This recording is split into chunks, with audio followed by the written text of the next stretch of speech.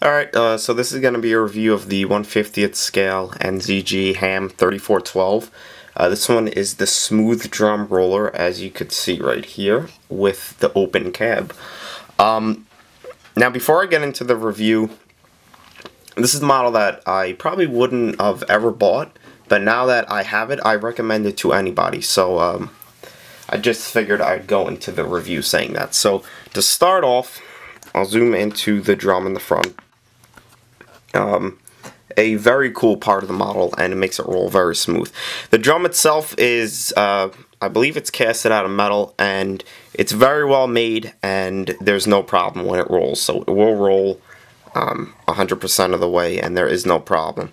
I actually, maybe it's just my model, but the tires are very wide on the back. I'll get to that. And you can see the drum itself is almost like a beige color, and then the inside of it is gray, as you could see, or like a darker gray, almost like a black. Looking at the front, you can see the detail and the rigid bottom, and on the side of the frame, you can see it says Ridden Group. Sorry if I pronounced it wrong, and 3412, and there's also numerous other details that I believe would represent bolts and whatnot. Coming to the center, kind of a disappointment. I'll show you the articulation and why I say it's a disappointment. So, articulation to the left really isn't much, and to the right really isn't much. When you go to the roller model, there really isn't much of a radius. Would have been nice if it was better, but you know, if you're picky, it probably will really bother you, but if you're not, it probably really won't. But it would be nice if it would articulate more, is what I'm trying to say. If we zoom into the articulation, you could see the cylinders, and that's where I believe that it really limits it, and that there's stoppers, if you want to call them there, right there. It'll hit the joints. On the side, you can see the steps again to the cab are painted silver. Little where you put the diesel fuel into. And the cab. Being that this model is an open cab, the detail of the cab itself was obviously an issue when they made it, because if it was plain, it would take away from a lot of the model, since the first thing, or one of the first things when you look at the model, is the cab.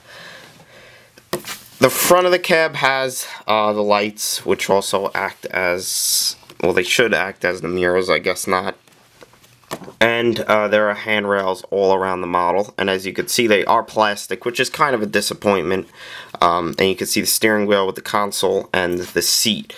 Being that it's an open cab, obviously has to have a roof, so here's the roof, and that is metal. Back tires are very cool looking because they're not so glossy. And I'm comparing this to a Northscout model. A lot of Northscout models have very glossy tires, and these are just about perfect, and I love the pattern on them, and I think they overall look very nice. One thing is that, being that they're so thick, they do catch some of the frame, like right here. They're kind of hard to roll, but it might just be my model. Back of the model, where the engine would be, pretty, you know, nothing really crazy, but there's a nice amount of detail. You could see where there would be vents to let out some of the air and let some air in. It is painted gray, and you can see the decaling again right here. Some lights in the back, which actually do look pretty nice, and the right side is pretty much exactly the same. So overall, as you can tell, really nice model. It retails for around 50 bucks. You can find it cheaper some places. I'm just giving an estimate. And for that price, I would say it's definitely worth it. It would look really cool on any type of diorama or collection. So it's highly recommended from me, and I hope you enjoyed this review.